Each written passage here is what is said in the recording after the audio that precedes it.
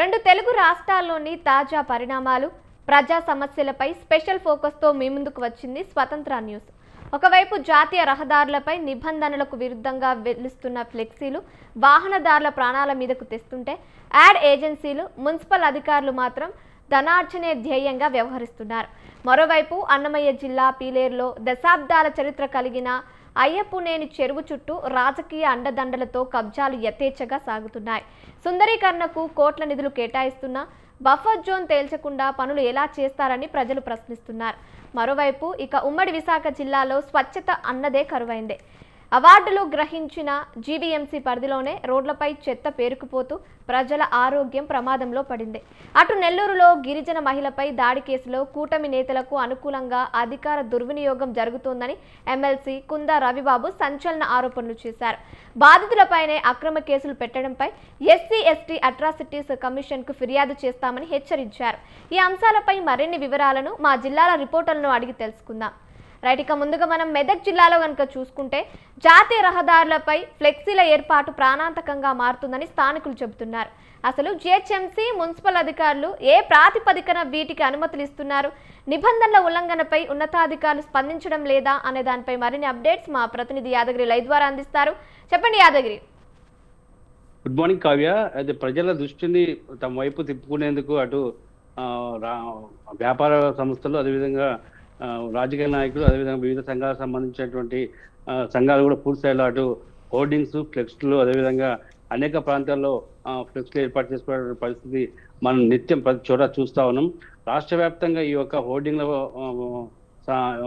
వ్యవహారము, అదేవిధంగా హోర్డింగ్లకు సంబంధించిన సాంప్రదాయంగా ప్రతి ఏరియాలో కూడా కనిపిస్తూ ఉన్నాయి. కానీ హోర్డింగ్ల యొక్క ఏర్పాట్ల మాత్రం కరెక్ట్ పద్ధతి మాత్రం పాటించడం లేదని మనం చెప్పవచ్చు. రానున్నది వర్షాకాలం కాబట్టి గాలులు, ఈదురుగాలు వంటివి కూడా బాగా వచ్చే అవకాశం ఉంటాయి కాబట్టి ప్రమాదాలకు చాలా ఖచ్చితమైనటువంటి అవకాశాలు ఉన్నాయి కాబట్టి ఖచ్చితమైనటువంటి పరిమితుల కొద్దే అవి హోర్డింగ్లు ఏర్పాటు చేయాల్సి ఉంటుంది. కానీ అందుకు విరుద్ధంగా పూర్తి స్థాయిలో ఉన్నటువంటి రాష్ట్ర వ్యాప్తంగా ఒక మెదక్ జిల్లానే కాదు, రాష్ట్రంలో ఉన్నటువంటి చాలా ప్రాంతాలు కూడా హోర్డింగ్స్ ఏర్పాటు చేసుకుంటున్నారు. అదేవిధంగా విద్యా సంస్థలు కానీ, మిగతా వ్యాపార సంస్థలు కానీ, లేకుంటే రాజకీయ నాయకులు లేదా వివిధ సంఘాలకు సంబంధించినటువంటి సంఘాలు కూడా పూర్తి స్థాయిలో ఈ హోర్డింగ్ల మీద తమ యొక్క ప్రచారాన్ని చేసుకునే పరిస్థితి మనం చూస్తూ ఉన్నాం. కానీ వారి యొక్క ప్రచారం కోసమే ఉన్నటువంటి దృష్టి ప్రజల ప్రాణాలపైన రక్షణ కోసం పెట్టడం లేదనేటువంటిది పూర్తిగా వినబడుతున్నటువంటి విమర్శ. ఈ విమర్శకు అనుకూలంగా సమాధానం చెప్పాల్సిన అధికారులు ఎప్పటికప్పుడు నిర్లక్ష్యంగా వ్యవహరిస్తున్నారని మనం చెప్పొచ్చు. ఎందుకంటే ప్రజల ప్రాణాలు చాలా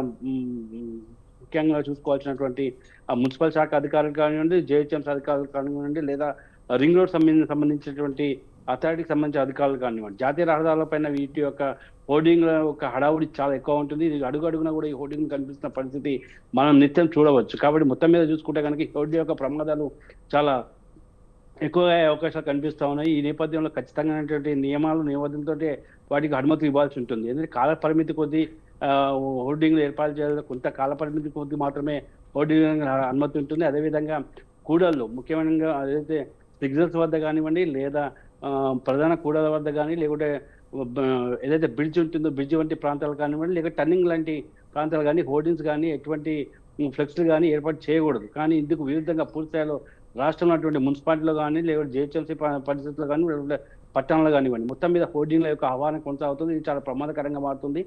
అనుమతులు ఇస్తున్నామని చెప్పేసి చెప్తున్నటువంటి అధికారులు ఏ నిబంధనలు ఇస్తున్నారనే అంశాన్ని కూడా ఎక్కడ కూడా వ్యక్తపరచడం లేదు. వాళ్ళు కేవలం ధనార్జన ధ్యేయంగా, అది కూడా అక్రమ అర్జన ధ్యేయంగా వాళ్ళు పనిచేస్తున్నట్టుగా పూర్తిగా విమర్శలు వినబడుతున్నాయి. ఒక హోర్డింగ్ ఏర్పాటు చేస్తే కనుక దానికి సంబంధించినటువంటి రుసుమును ఖచ్చితంగా ప్రభుత్వ ఖజానా చేరాలి. కానీ ఇందుకు విరుద్ధంగా అడుగడుగున వెలుస్తున్నటువంటి రాజకీయ నాయకులు తమ సొంత ప్రచారం కోసం కానివ్వండి, లేకుంటే వివిధ సంస్థల ప్రచారం కోసం కానీ పూర్తిగా వాడుకుంటున్నటువంటి ప్రచారంతో వాళ్ళు వ్యాపారం చేస్తున్నారు, లేదా వాళ్ళ యొక్క ప్రతిష్ట పెంచుకుంటున్నారు. కానీ ప్రభుత్వానికి రావాల్సినటువంటి ఆదాయాన్ని మాత్రం పూర్తిగా గండి కొడుతున్నారు. అదేవిధంగా ప్రజల ప్రాణాలకు కూడా చాలా హానికరంగా మారుతున్నటువంటి పరిస్థితి మనం చూస్తున్నాం. జాతీయ రహదారి అటు పడంచెరు నుంచి సంగారెడ్డి వెళ్ళేటువంటి జాతీయ రహదారి కానివ్వండి, లేకుంటే మిగతా రాష్ట్రంలో ఉన్నటువంటి అనేక జాతీయ రహదారులపైన చాలా ప్రమాదకరంగా ఉన్నటువంటి హోర్డింగ్లు ఉంటాయి. ఒకవేళ ఏవైతే హోర్డింగ్స్ కానీ, ఫ్లెక్స్లు కానీ గాలికి చినిగిపోయి వేలాడుతూ రోడ్డు పైన వెళ్తున్నటువంటి లారీలకు కానీ, లేకుంటే వాహనాలకు కానీ కూడా వాటి అద్దానికి అడ్డుగా వచ్చేసి డ్రైవింగ్ ప్రాబ్లం అయినటువంటి సందర్భాలు చాలా ఉన్నాయి. దానివల్ల హోర్డింగ్ల వల్ల ప్రమాదాలకు గురైన సంఘటనలు చాలా ఉన్నాయి. కానీ ఈ వచ్చిన వర్షాకాలంలో కానీ, గాలి వీధుల గాలి వల్ల కానీ చాలా మంది మీద హోర్డింగ్ పడిపోయే అవకాశం ఉంటాయి. వాటిని ఖచ్చితంగా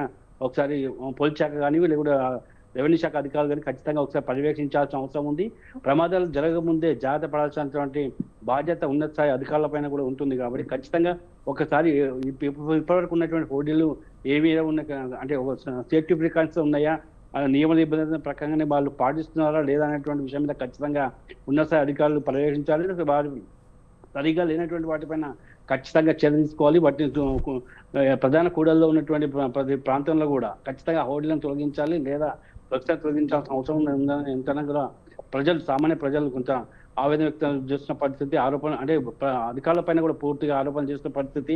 ఉన్నటువంటి రహదారులపైన మిగతా వాటి పైన ఏదైతే ప్రచారం చేసుకుంటారో దానికి సంబంధించినటువంటి పెద్ద మొత్తంలో మున్సిపాలిటీకి కానీ లేకుంటే జిహెచ్ఎంసీ కానీ డబ్బులు కట్టాల్సి ఉంటుంది. తద్వారానే అనుమతి పొందాల్సి ఉంటుంది. కానీ ఇక్కడ కూడా అనుమతులతోటి హోర్డింగ్స్ వస్తున్న సందర్భాలు కానీ లేక అనుమతులతోటి ఫ్లెక్స్ వెళ్తున్న సందర్భాలు మాత్రం లేవు. కాబట్టి కోట్ల రూపాయల ఇవి వెనకాల, ఈ హోర్డింగ్ల వెనకాల, అదేవిధంగా యాడ్ ఏజెన్సీల నిర్వహిస్తున్నటువంటి హోర్డింగ్ల వల్ల కానీ ఫ్లెక్స్ల వల్ల కానీ కోట్ల రూపాయల వ్యాపారం జరుగుతుంది. కోట్ల రూపాయల వ్యాపారాన్ని కూడా పూర్తిగా ప్రభుత్వ ఖజానాకు గండి కొడుతున్న పరిస్థితి ఉన్నప్పటికీ కూడా అటు ఉన్నత స్థాయి అధికారులు నిమ్మకు నేర్చినట్టుగా కానీ చూస్తున్నట్టుగా వ్యవహరిస్తున్నారు.